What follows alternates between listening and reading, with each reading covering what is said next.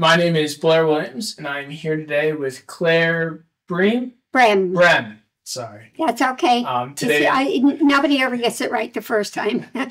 Well, today is June 8th, 2022, and we're in the Cumberland County Historical Society Library Reading Room. So Claire, the first question I always like to ask is, how did you come to live in Cumberland County? Well, it's an easy answer. My father was military, and I was from Wilkes-Barre, Pennsylvania. Mm-hmm. And previous to be living here, I was in Japan. And my father was called to the war in South Korea. So when he was released from there, his next assignment was Carlisle Barracks. And so I followed my family to here in 1952 after I graduated from high school. So I've been here since 1952, but not involved with St. Pat's until 1954. And I had met my husband, and we were getting married. And so we needed, I was going to the chapel out at the post. And once I was engaged and getting married here, I knew I was going to be moving into the St. Patrick's Church. And so we were interviewed in prenuptial with Father Minetti. He was a new priest here at that time. And so he gave us pre-counseling for marriage. And then when we were married at the chapel on the post, and then I became a St. Patrick's member in 1954. All right. Question I always like to ask for a clarification is, what were your parents' names? Jim Murray and Ruth Murray. Okay. And your husband's? Carol Franklin Brehm. Even after all these years, that last name still throws you a little bit, or? No, because it's over 60 years. Sure. So it's more common for me than Murray. But that's my middle initial, M. Yeah. Well, how did you meet your husband? We both worked the same business. Which one? In Pisa. Pizzo? Pizzo, the crystal place. Okay. And that's where I met him. He was working there, and I was working there. That was my first job out of high school. And what did you do at Pizzo? At Pizzo, I mounted crystals. What did that involve? That involved a lot of steady hands and good vision, because I had to get them exactly right. Yeah, it was, and then I got a little promotion, and I worked with some men from New York who were working on making crystal. We just used the regular one. They were natural crystals, mm-hmm. But we were working on making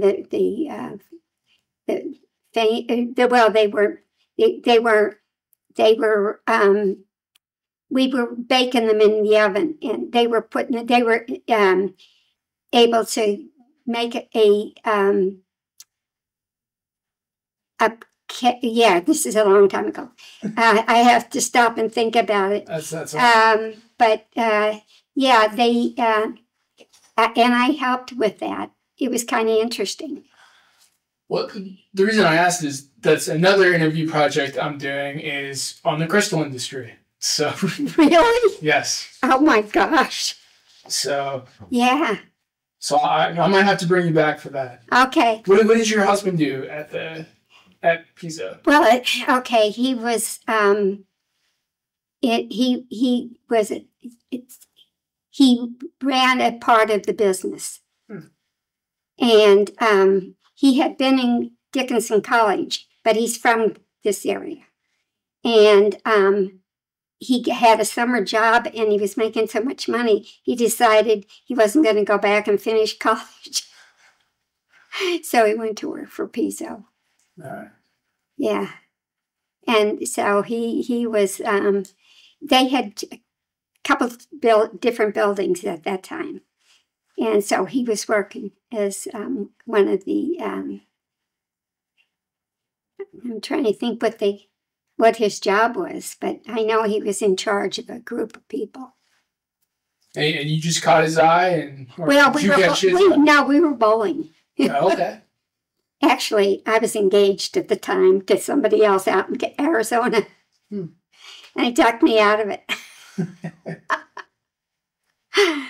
So, yes, I broke off the engagement, and we continued with our relationship from then on.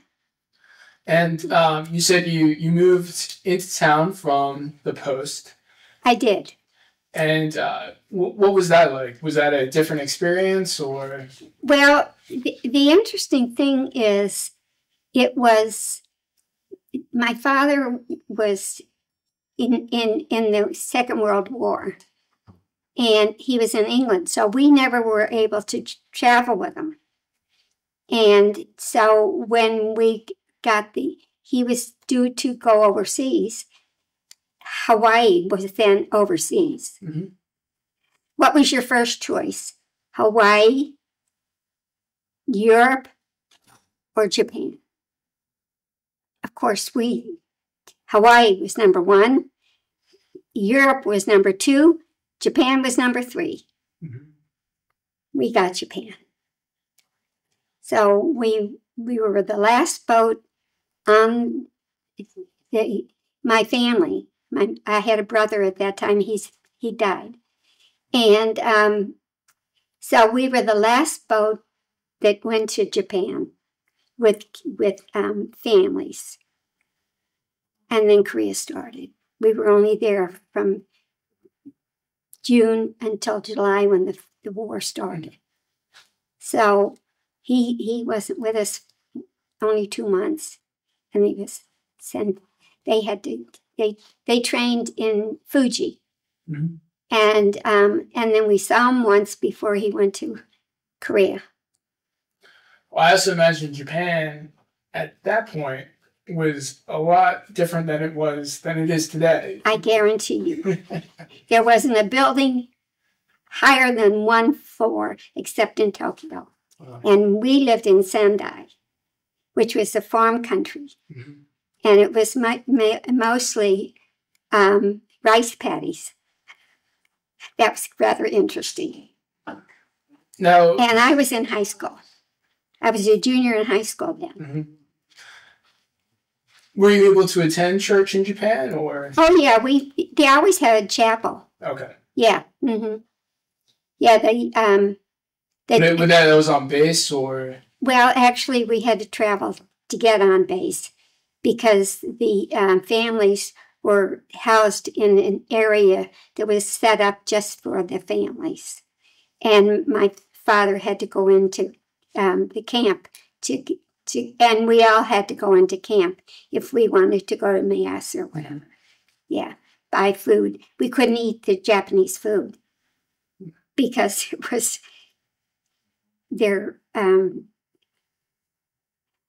what they used for to do the rice paddies was human feces. Mm.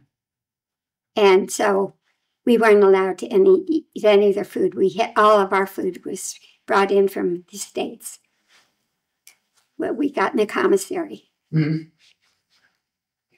Now, was that the experience for most of your childhood in terms of, were you always on some sort of military post? No. No? No, because my father when he was actually in Harrisburg. Um, and he was traveling a lot, taking new recruits back and forth. So we stayed in Wilkes-Barre. Oh. Actually, it was Hanover Township, which is a little, it's a big township. When I was there, I don't know what it's like now. Yeah. Yeah. Well, one of the reasons I asked that was I was just wondering sort of what were your earliest memories of going to church like? Oh, I went to church all the time. Yep. Every Sunday. In Hanover Township, or? Yes. Well, actually, Division Street was here. I lived here. My church was on the other side, Division Street, which was Wilkes-Barre. Oh, okay. But it was a little confusing. But in Wilkes-Barre, they had a church for every denomination and every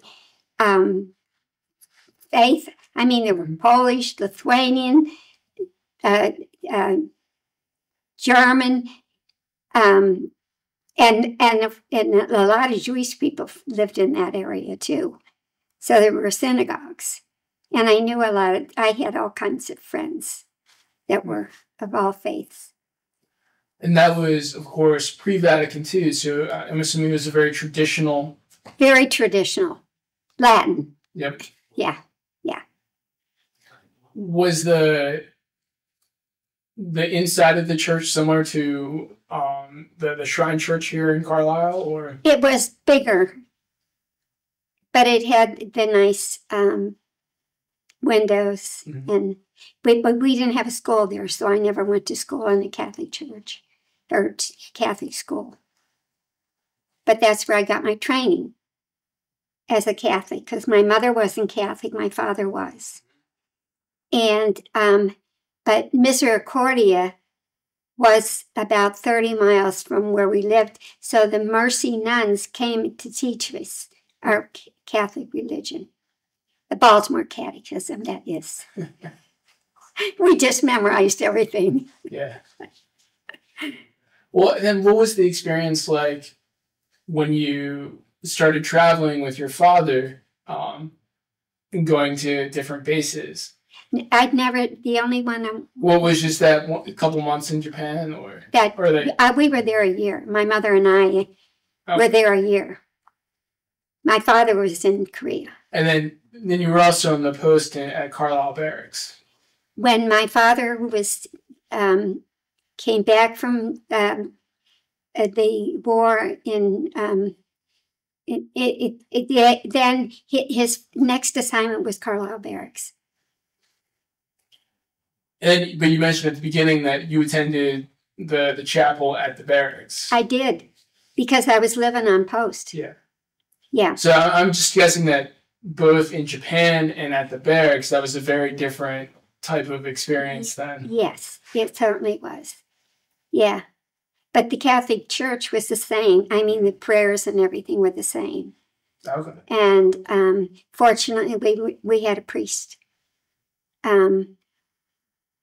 We had a chaplain on the when we were in Japan. We had a chaplain. We had a chaplain on the post. So I've always, and of course, a priest in Wilkes-Barre. Well, then you mentioned in '54 you started going to St. Pat's. After I was married. Yep. Yeah. What stood out to you about going to St. Pat's for the first time?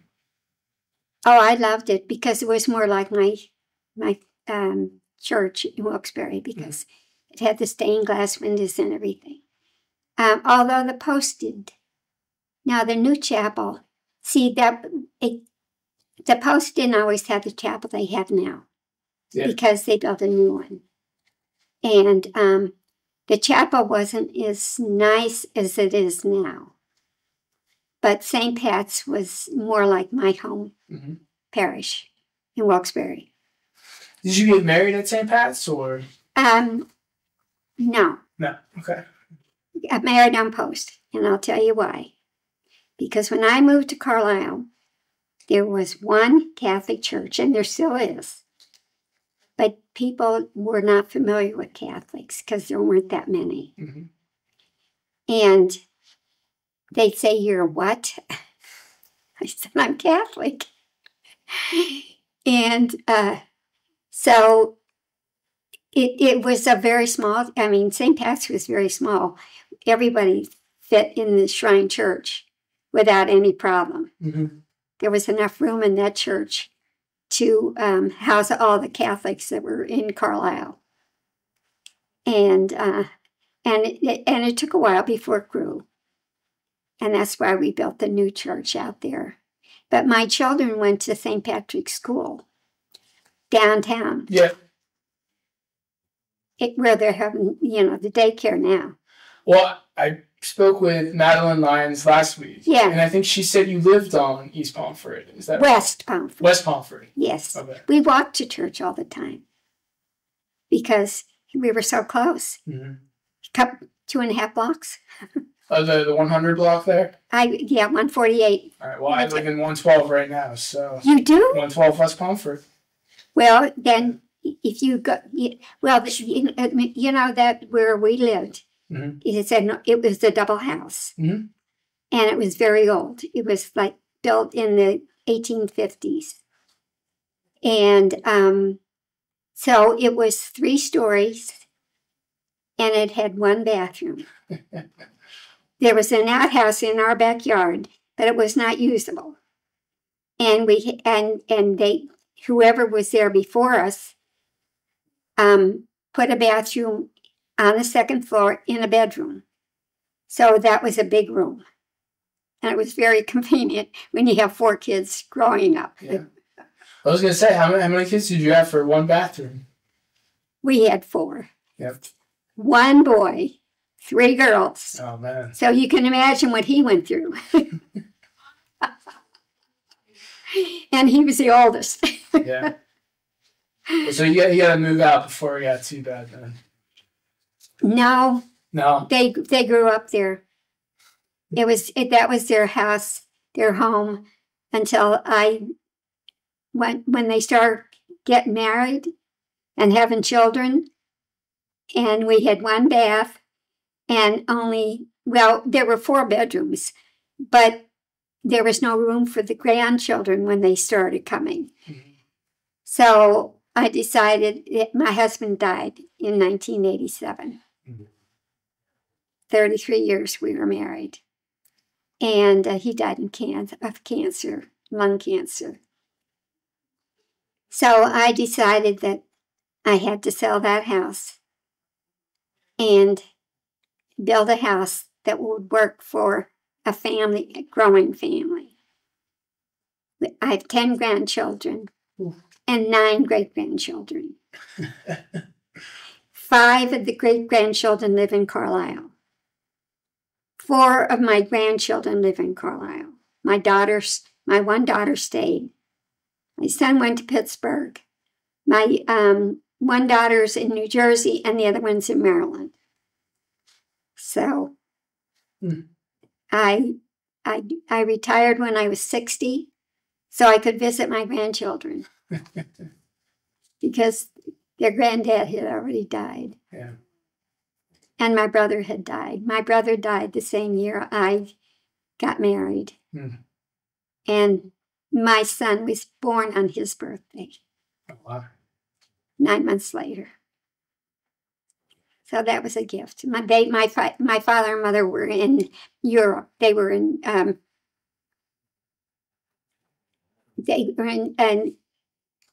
I'm trying to think what the city was in Germany.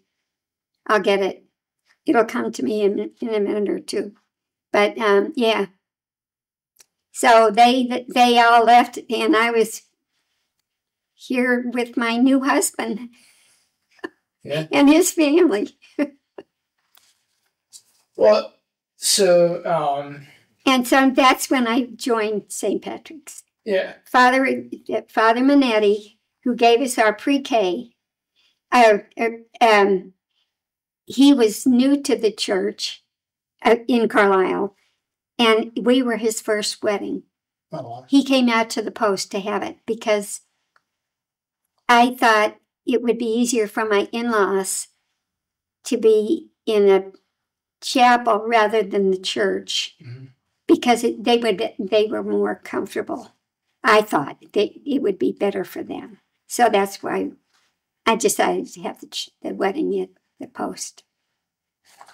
Well, I'm wondering, what role did the church play in sort of your family's daily life? You know, raising those 4 kids. Well, they all went to Catholic school. And Mass every Sunday, all the sacraments. The church on Pomfret Street had the baptismal font in the back of the church. Okay. And they were all baptized there. Received all of their sacraments except for my youngest daughter. And they had just built the new church out in Marsh Drive. And so she was confirmed there. But only 2 of my children got married at St. Pat's Church.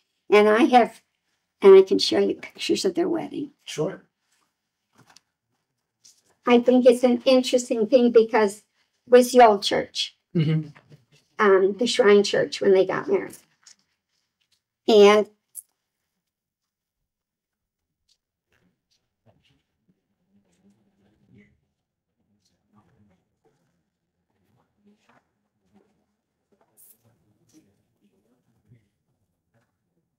that is the old. Oh, okay. Sorry. That's all right. Show it to the camera here.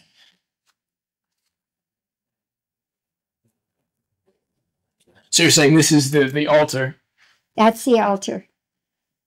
And then there's one. And that's the altar at the Shrine Church? And it's the same that it was before. That's I thought I had one that showed a little more of the. There, you can see it with the family. Yeah. Yeah. This is your oldest daughter? That's my youngest. Youngest. And I was in that wedding. I was her best. She always said, Mom, when I get married, you're going to be my best lady. And so I was her best lady. There's some more pictures. Oh, wow.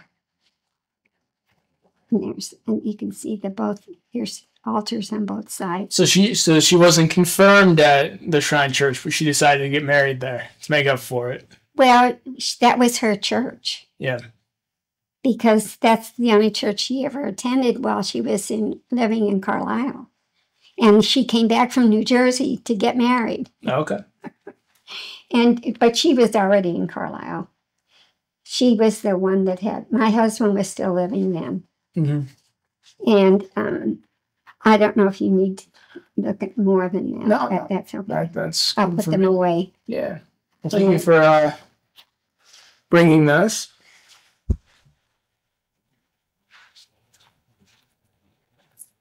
I'll put them in here and get them out of the way.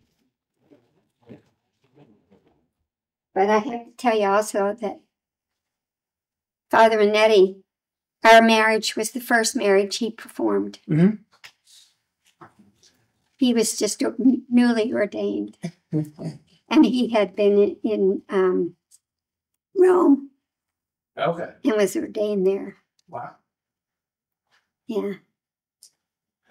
Well, so you mentioned that your youngest daughter was confirmed at the Marsh Drive Church. That's correct. So I'm wondering, do you remember any of the discussion involving building the church out at Marsh Drive? Oh, yes. Yeah, I was on the committee. Were you? Yeah. Oh, and what was that like? Well, the first issue that was the hardest was whether we were going to keep the school building because they had built a new school. And at the time we thought we needed the money, so we should sell it. And that was a mistake. But it happened. So there was no, because if you wanted to do anything at the Shrine Church now, you can't do anything during the week because there's no place to park. Mm-hmm. And we weren't thinking about that. We were thinking more in the thought of the money that we would get selling it. So that's what we did. And I'm sorry we did. But we did. Well, and then you mentioned that you're, even with the new church at Marsh Drive, did you keep attending the church, the Shrine Church?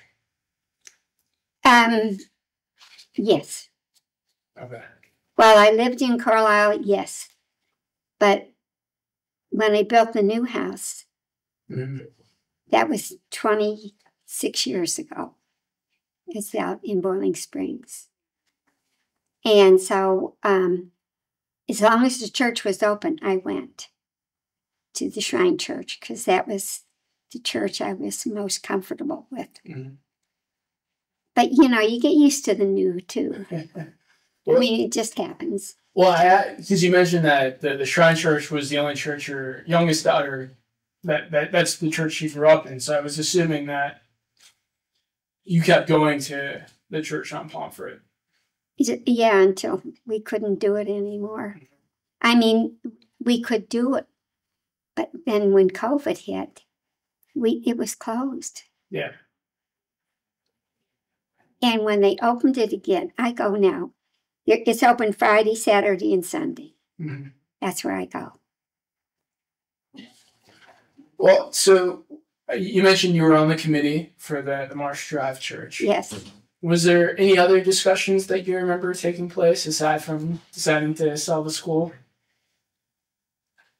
Well, it was more discussion with the building of the school there. On Marsh Drive? Yes. Okay. See, that wasn't there right away. The church was built and then the school was built. So they were two different incidents. Okay. And we didn't make enough rooms for the school. Mm. How that happened, I have no idea. Because it was a big group of people making the decisions. Not one of us figured out that there wasn't enough rooms for all the school. Well, it was grade 1 through 8. Yeah. Yeah. So how do you like living on Pomfret Street? Oh, it's great. It's convenient, isn't it? Yeah, especially for working here at the Historical Society. Yeah. And you know, when I lived there, we could shop downtown. We had grocery stores and everything. Now, when I moved there, where I am now, I have to drive everywhere. Yes. But I love where I am. Well, that was the question I was going to ask later, but I'll jump to it now. Just in terms of how has Carlisle changed since you first moved here into town, anyway, in 1954? Oh, the change is astronomical. Yep. Yeah. I mean, I hardly ever go downtown except to go to church on Friday, Saturday, and Sunday. But yeah, I mean, I walked everywhere. We only had one car. My husband took that to work, and I had to do all my things with my children. And so everything was downtown. I could shop groceries, there were wards. There was, so many good places down there to do things. And it was very convenient, mm-hmm. especially when you don't have another car. Yes. Well, at some point you had 4 helpers, I guess, to carry stuff, but that probably took a little while. Well, the oldest was 6 when the baby was born, so they weren't real big, and I was pushing a stroller or a wagon. Yeah. I didn't even have a laundry room. Mm-hmm. I had to go to the laundromat when they were young. Yeah. Wow. So did you stay home initially then? Oh, yes, I was at home, Mom. Yes. Yep. Yeah. Because you mentioned you retired at 60, so at some point you went back to work. I did. Yeah. What did you when did you end up doing then? I was at Stoner Associates. Okay. And we were it was a very interesting job. We were mapping gas lines, and we'd get maps, and we would figure out where all the businesses that were using gas, and we would prep a map, and then we would put it into a computer, and that was really early in the computer stage. That, but it was an in-house program, so that we just sat and put all our information into that once we had the maps prepped. Well, you've mentioned Father Minetti was the priest who married you. Yes. I'm wondering, are there any other priests that are pastors that you remember? Well, I can tell you that the priest that was at St. Pat's at the time was he was Monsignor Schmidt. Okay. He was wonderful. I kept a little box for each of my kids that I would keep things in. And one of the things that as I was going through my tons of stuff,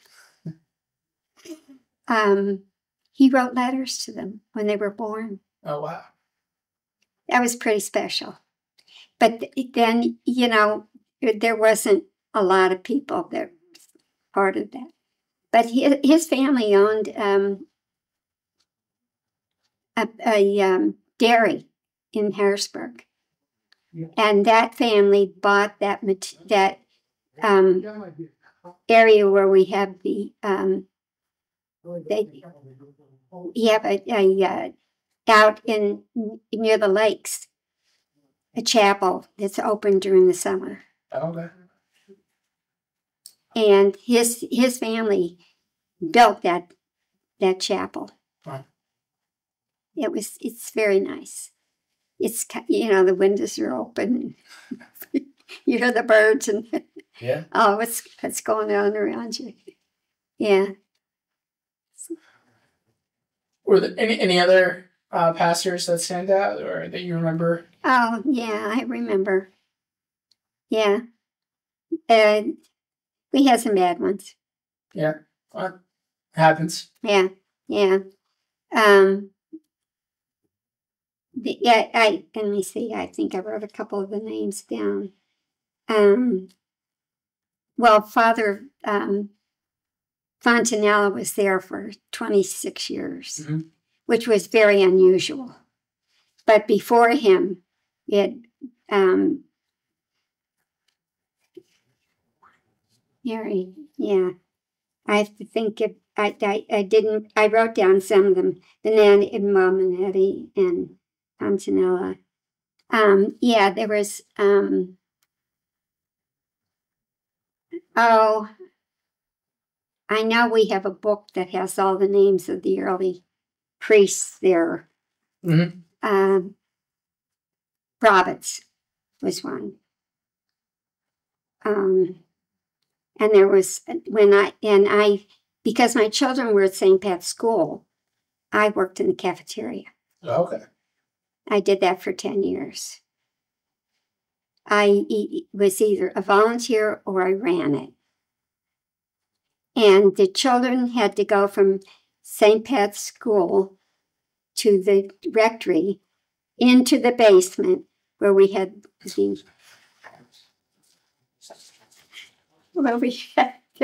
their lunches. Wow. We got a lot of food from the government then. Yeah. Yeah. But yeah, right now it's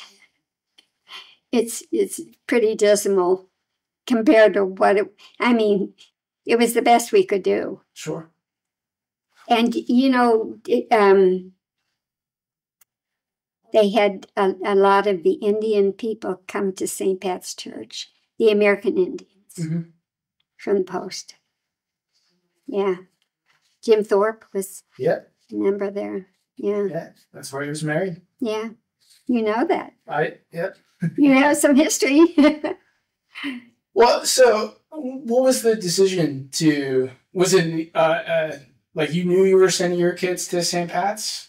You know, the interesting thing about it is my husband decided, and he wasn't Catholic, but he wanted them to go to a Catholic school.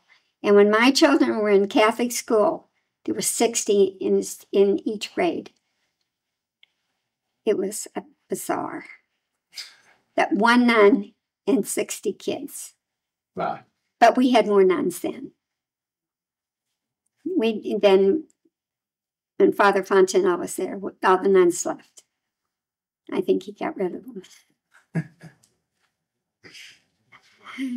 But yeah, it was, they didn't go off 8 grades because we knew they were going to go to Catholic school when they built the new high school.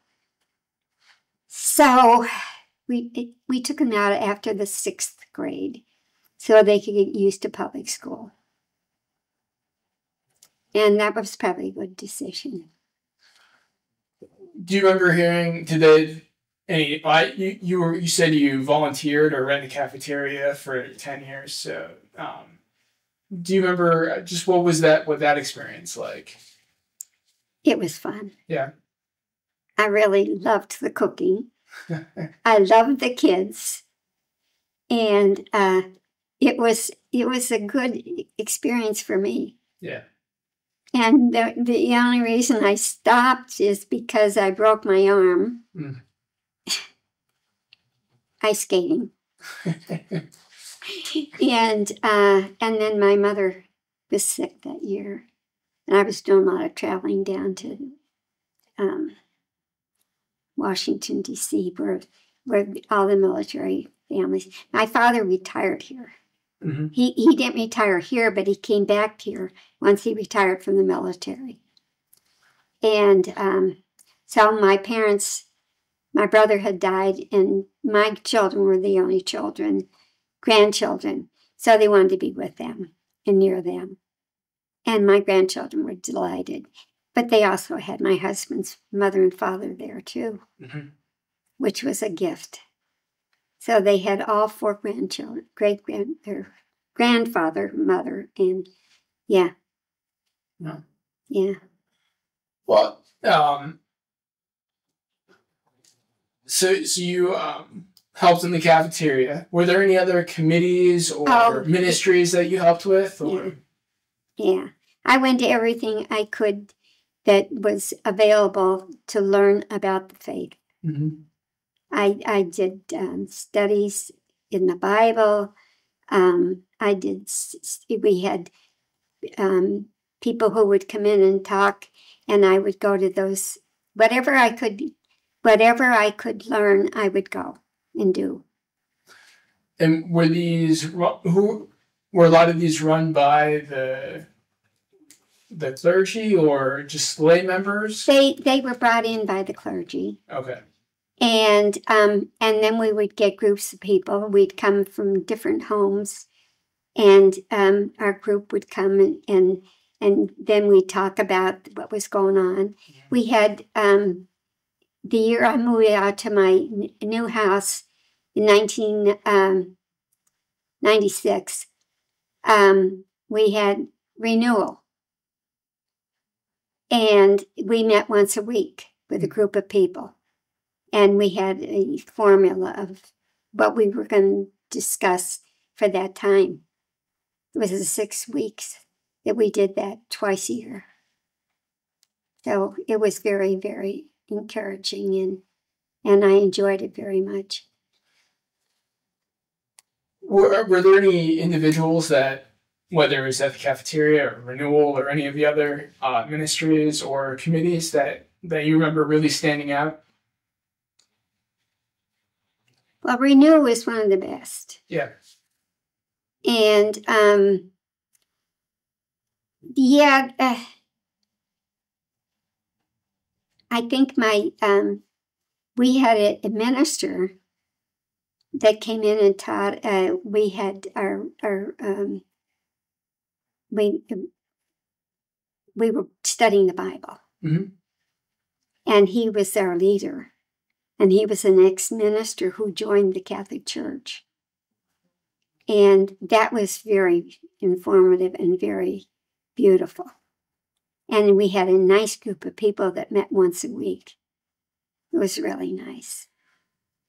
Now, what was it about, I guess, renewal that sort of stood out to you as well? Well, go ahead. Well, and Madeline probably talked about this. Yeah, well, that's the reason I'm asking. Yeah. Because it seemed to have quite a big impact on Madeline, so. Yes. Well, you know, that was the first time we talked out loud about our faith. Mm-hmm. I mean, she was raised Catholic. I was raised Catholic, but she came from a Catholic family. I didn't. I learned the Baltimore Catechism, and that was it. My father, when he was around, he was the only one that went to church with me. Or I went with actually friends more than my parents. Well, my mother converted after we were living on Pomfret Street. And there was a priest on the post who was willing to, she was interested in becoming Catholic. And there was a chaplain on the post that came to their house and taught her the Catholic faith and how she became Catholic. And it was the best thing that ever happened to her. Because it gave her, my brother had died. My father was an alcoholic. And she had a difficult life. So that faith really brought her so much joy and comfort. I said, God, if you had to wait this long to get her into the church, you did the right thing. Yeah. It was good. Well, so in a way, I'm assuming that was before 96 that occurred. Oh, yeah. Yeah. But I mean, in a way that also sounds similar to what happened with renewal in terms of, sort of talking about your faith and coming to a better understanding of it. Yes. Yeah. Yeah, it was, but I was always interested in knowing more. Mm-hmm. As a matter of fact, there was a point in time that I thought I wanted to be a nun. Mm-hmm. I loved church. Yeah. Even when I was a teenager, going to St. Aloysius is the church I went to. And I loved it. I was going all the time on my own. And I loved it. So I got a Bible from back when I was confirmed. I read the whole thing. I didn't remember one thing about it, but I read it every night. Yeah. What? Was there a significant moment, I guess, early on that made you feel that way about church, or was it just a cumulative experience? I think it was just a natural, loving church. I did. I don't remember ever not wanting to go. I always loved it. And when we lived on Pomfret Street, Christmas Eve, they wanted to go to midnight mass. So I'd put them to bed, give them a couple hours of sleep, wake them up, and we'd walk down to midnight mass. And they loved it. And that was back in the days when you didn't put your tree up until Christmas Eve. I don't know if you know about that, but that was the way it was. Yeah. I'd bring them back from midnight mass, put them to bed, trim the tree, wrap the gifts, put them under the tree. It's a busy night. It was a very busy night. Well, jumping all around here, but that's interesting Okay. that you mentioned that, you always just loved going to church. And it was only in 96 that you really got to really, I guess, delve deeper into that, into your faith in terms of trying to figure some of that stuff out. Yeah. Yeah. Especially talking about it. Yeah. People didn't talk about their faith that much. It was, the Latin Mass was Latin Mass. We didn't understand it. Yeah. And so there were people at Mass were saying rosaries. We didn't understand what the priest was saying except with the homily. Yeah. Yeah, it still stood out to you. Oh, yeah. Yeah, that's amazing and interesting and all sorts of. Yeah.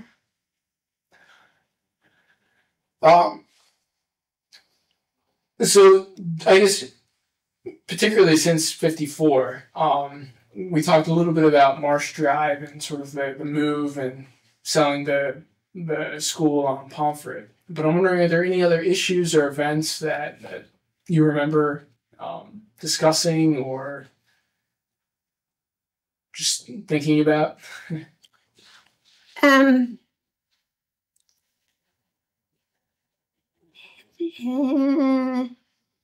was trying to think about this when I was contemplating it this morning, and it was nice that my the grandchildren, my daughter had all her 4 children get baptized and through, and none of them are going to Catholic Church. One of my children goes to St. Pat's, or goes to the Catholic Church. My youngest daughter. I always knew she had more.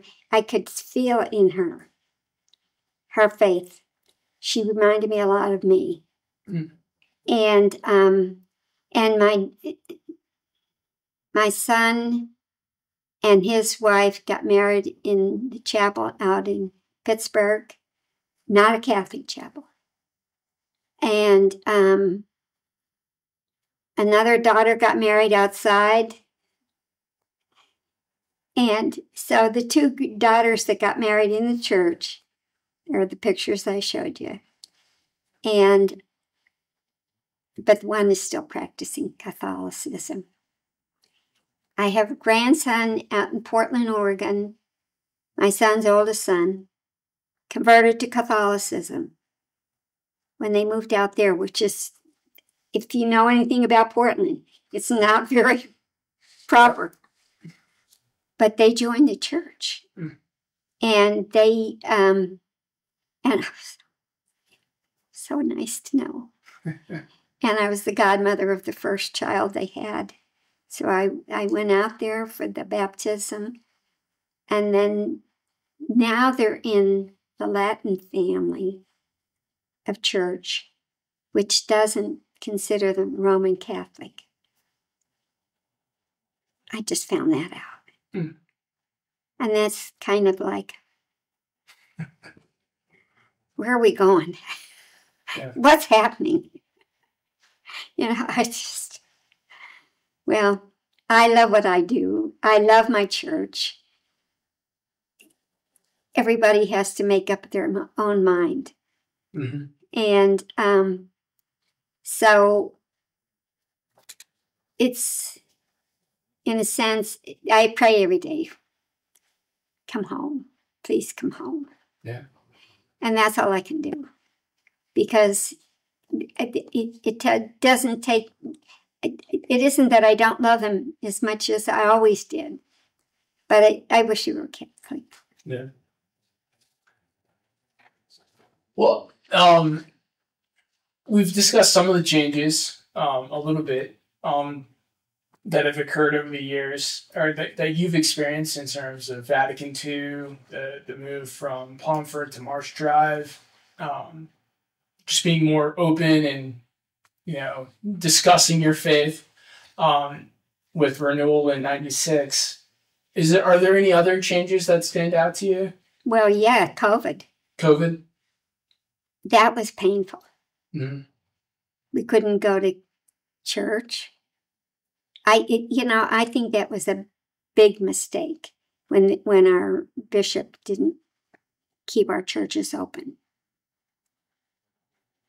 And then, but the priest chaplain on the post would give communion outside the door of the chapel on Sundays. So I would go out there and receive communion. And it just felt so much better to receive our Lord. It's so important to me. And so it's always, when COVID hit, I had COVID, even with the vaccinations. They thought I was having a stroke, but I was actually, they did my head, and there was nothing wrong with my head, but I had COVID. That's how I was in the hospital 4 days. I was dehydrated. But I thought, I can't imagine this happening in my lifetime, that I can't go to church. That was a traumatic thing for me.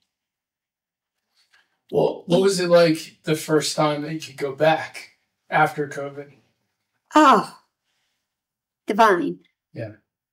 Divine. I was just ecstatic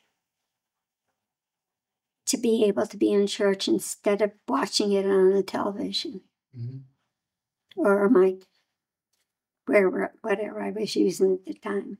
Yeah. I mean, even to this day, it's not, I can see it on television, but it's not the same.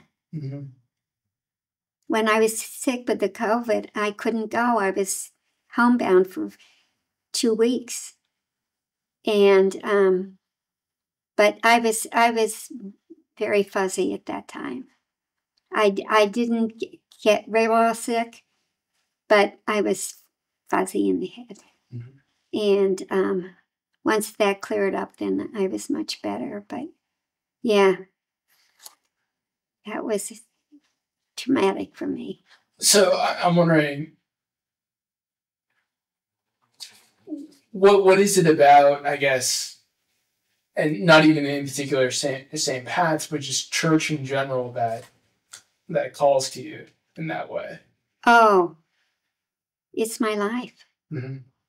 It's my happiness. It's my joy. It gives me a reason to get awake in the morning and go to Mass. I love it. Yeah. I have books that I read most every day, except on Tuesdays when I have my family for dinner. And then I'm busy most of that day, cooking and getting ready. But I'm reading, I do the Hours. I do the Magnificat. I do the daily, I follow the saints.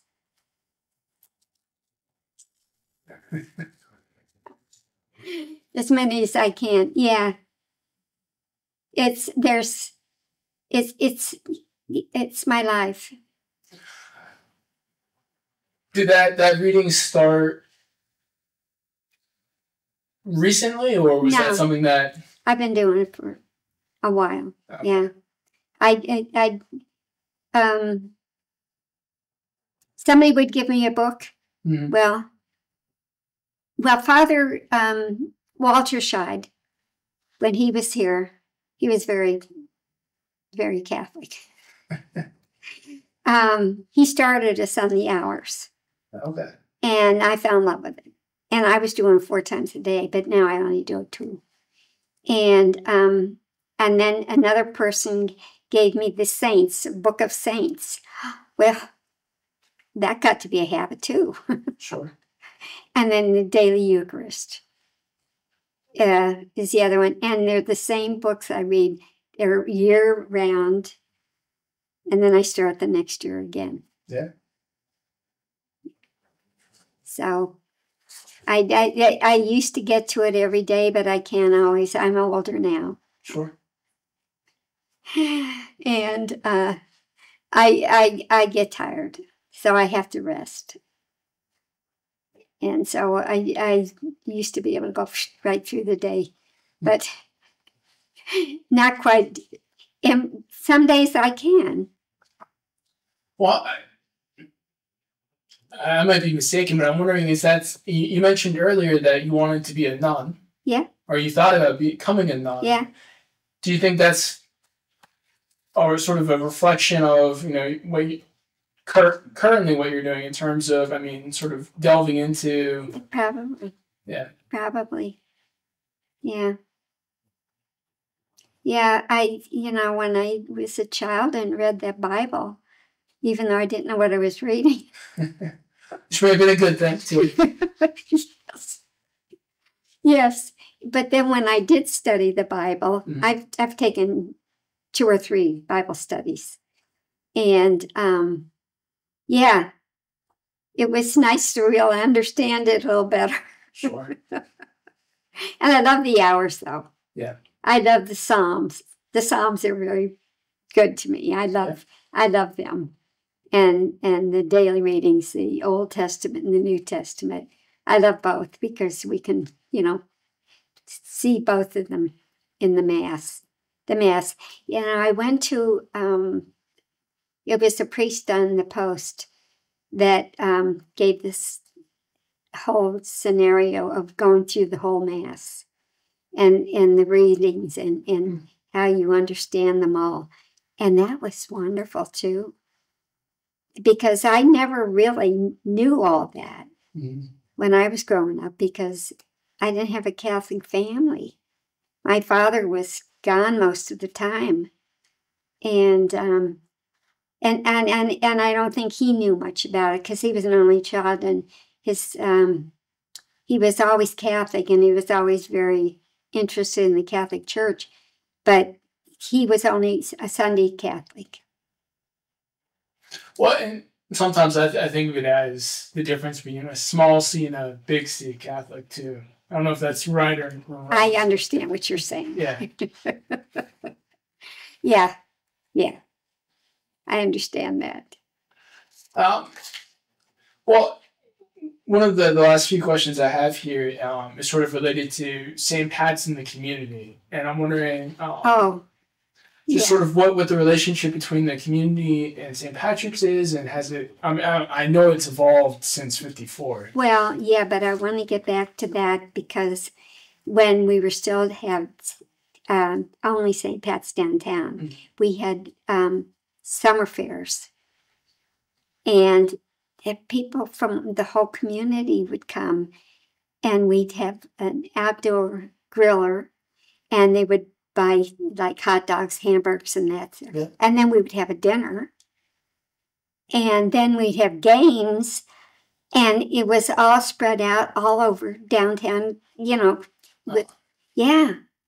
Pomfret Street. They were fun. And the town loved it too. Yeah. Yeah.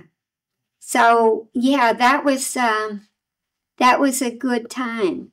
And then once we got out to Marsh Drive, there were so many things we weren't doing that we could do when we were in town. I missed that. Yeah. That was a good time. Yeah. That was a big part of my life, too, because I was volunteering to do that, cook, and I made dinner for 500 people with help. I mean, I didn't do it all myself. Made chicken corn soup, and then some of our men who were good cooks would make different things to sell. Yeah. it was a beautiful young time for me in the church. Yeah. Not that I don't love it now. I do. Well, yeah, I mean, I think that's quite clear. But, time moves on. And so when I built my house out on Forge Road, I built it for my grandchildren so that there would be comfort there. And even my great-grandchildren love it now because they go downstairs. I made the room downstairs with all the space for them to have their own comfort there. And now my great-grandson is 2. He just turned 2. And the first thing he wants to do is downstairs or outside. Yeah. And I said when we left Pomfret Street, they were raised, my children were all raised there. And I said, we'll make new memories. And it has worked. We do have new memories. Mm-hmm. So God takes care. When I was looking for a place to build, I drove all over Cumberland County. I said, God, take me to my place. Take me to my place. That's where I got. There's a farm behind me. Yeah. There was a wonderful horses out in the field. It's not as good as it was when I first moved there, but it's still wonderful. I'm so happy there. And when he brought me there, I knew exactly that's where I was meant to be. Mm. So I thank him every day.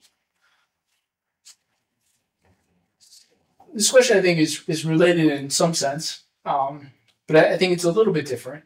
And it's just, do you recall a time in your life when faith played an important role in your life?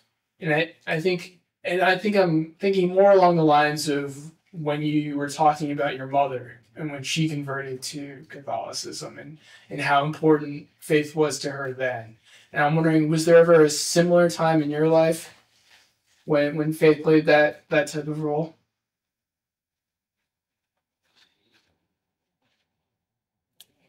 It's hard for me to think about any time when it wasn't real important. Okay.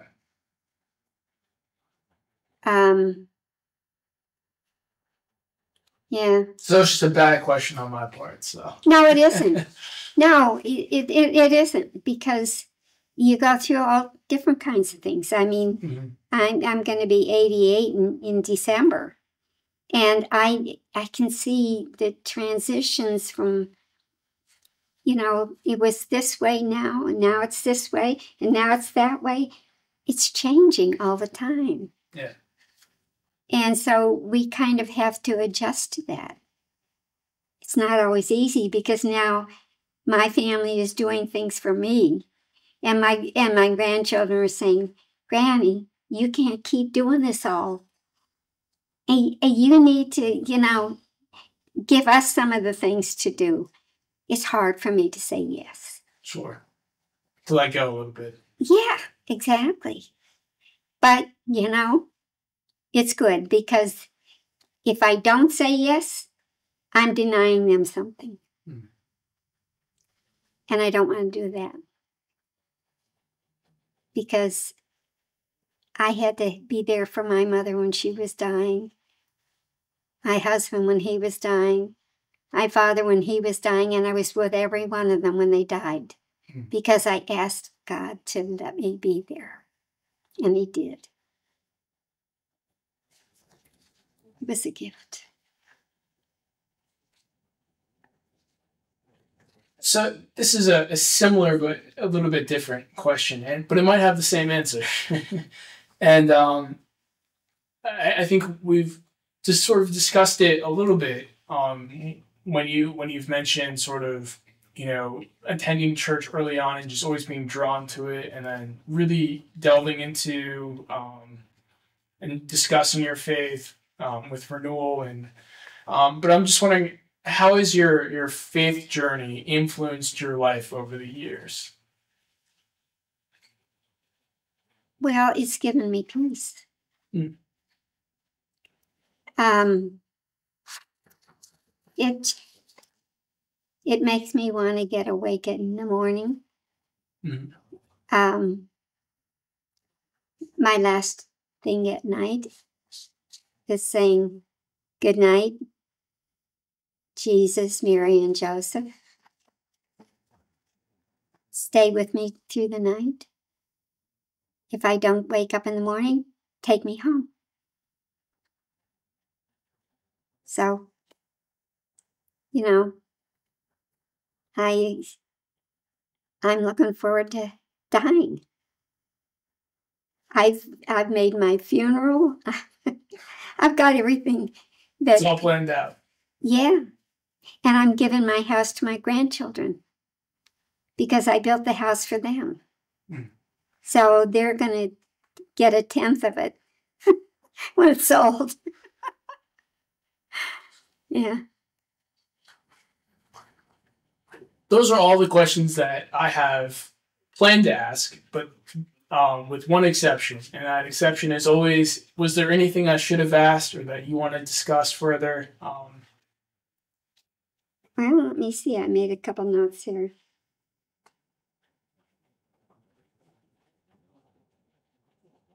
I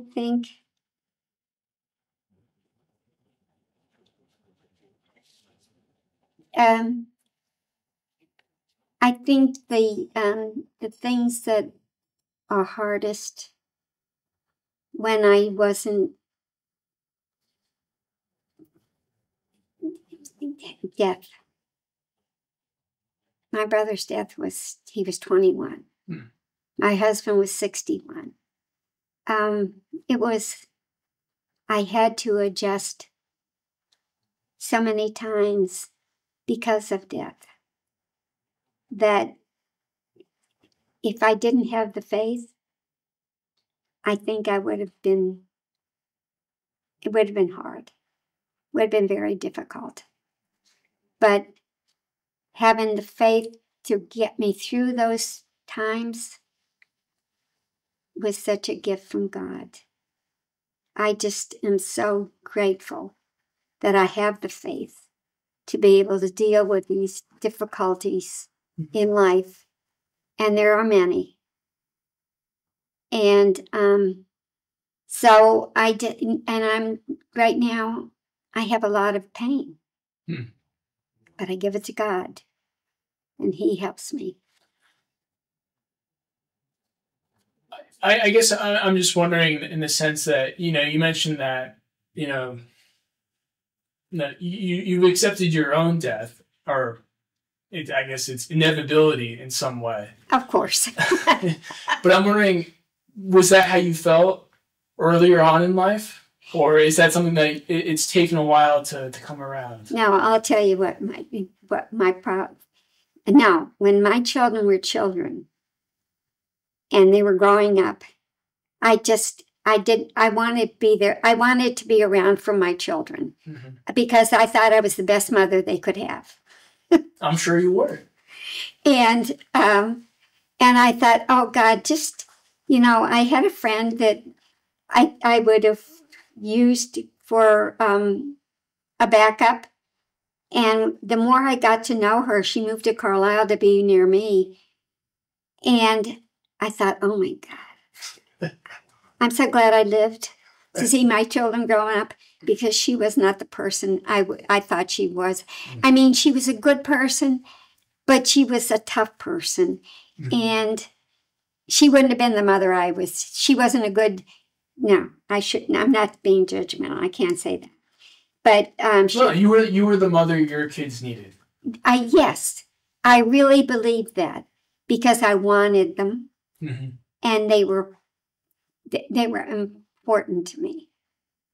They were very important.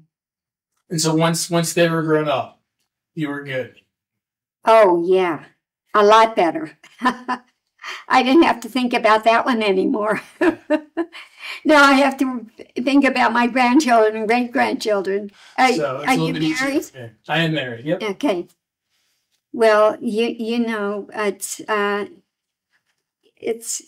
journey, Yes. and you take it one day at a time. Very much so. Yes, that's how I lived it. That's how I had to live it after, especially when my husband died. Yeah, took me a while to get over that, but I made it. Yeah. Is there anything else, or? You know, if I think of anything, I'll call you. All right. I may. I'll hold you on. Okay. Hold you up to that. Yeah, I you know, there are. Yeah, and if you have pictures too, I'm sure both the Historical Society and St. Pat's Archive would be interested in copies and all sorts of stuff. Okay. Yeah, I don't know how much, you know, when you go to the cemetery, you learn a lot. Yeah. Because I know a lot of when I go out to the new church cemetery, that's where I was. My mother and father are there. My husband's in another place. And when I look around and I see so many people that I knew that are gone, children, some of them were children. My children had children in St. Pat's school that died. It was difficult. Now when I think of all, I can't even get on to Ukraine, but yeah. Well, Claire, thank you so much for coming in today and sharing some memories and stories with the Historical Society and the St. Pat's Archival Committee. And yeah. I personally learned a lot, and I really appreciate it. Yeah, you know, there were so many Catholics that lived around the church in downtown. Yeah. Yeah, big families. Yeah. They were interesting people. And like I said, if I remember, if I'm going, you know, sometimes this brain kicks in. Sure. And if I think of anything I wanted to share with you, I'll do it. Well, thank you. You're welcome. God bless you.